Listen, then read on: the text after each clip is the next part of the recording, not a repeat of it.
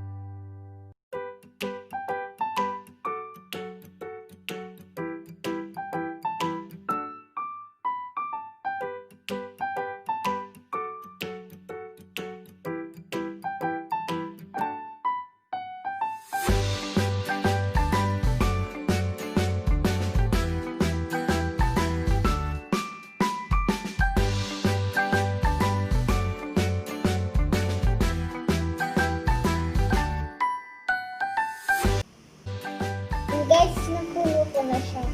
Mag-drawing na tayo gamit ng toothpick.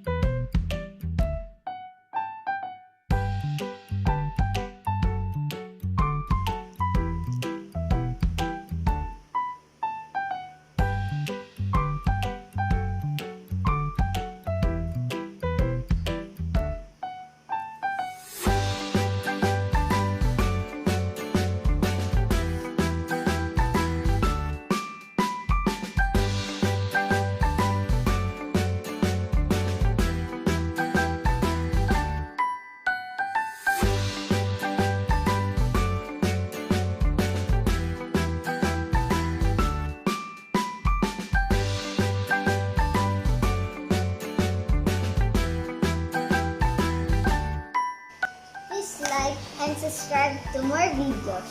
Goodbye! Thank you!